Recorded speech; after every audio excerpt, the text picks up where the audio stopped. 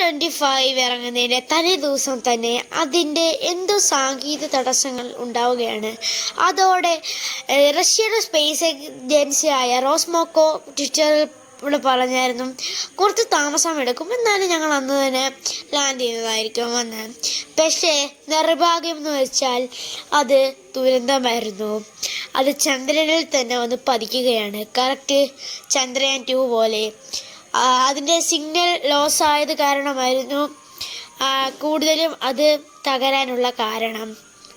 Welcome back moonlight. എന്താണ് സംഭവിച്ചത്? കാരണം എന്ന് പറഞ്ഞാൽ അത് സിഗ്നൽ ലോസ് ആയതും അതിൻ്റെ ഭ്രമണം മൂലം കറക്റ്റ് അല്ലാത്തതുകൊണ്ട് കാരണമായിരുന്നു അത് ക്രാഷ് ലാൻഡ് ആയത്. റഷ്യ കുറേ നാളത്തെ എന്ന് പറഞ്ഞാൽ 47 വർഷമായി കഴിഞ്ഞിട്ടാണ് അവർ ലൂണ 25 വരുന്നത്.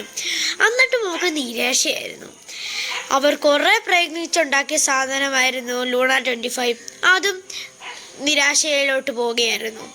പക്ഷേ ഇതുപോലെയായിരുന്നു ചന്ദ്രയാൻ 2. അങ്ങനെ അവർ ചന്ദ്രയാൻ 2 തോറ്റിട്ടും ചന്ദ്രയാൻ 3 അവർ തോറ്റ പാഠങ്ങളേറ്റ് ചന്ദ്രയാൻ 3 അവർ വിക്ഷേപിച്ചു. അത് സക്സസ് ആവുകയും ചെയ്തു. അതേപോലെ റഷ്യ ഇനി ലൂണ 26 വിടുമോ? നമുക്കിനി കാണപ്പെട്ടെങ്കിൽ ലൈക്ക് സബ്സ്ക്രൈബ് ചെയ്യൂ. പിന്നെ നോട്ടിഫിക്കേഷൻ എക്കണം സബ്സ്ക്രൈബ് ചെയ്യുമ്പോൾ. അപ്പോൾ ഇത്രയുള്ളത്.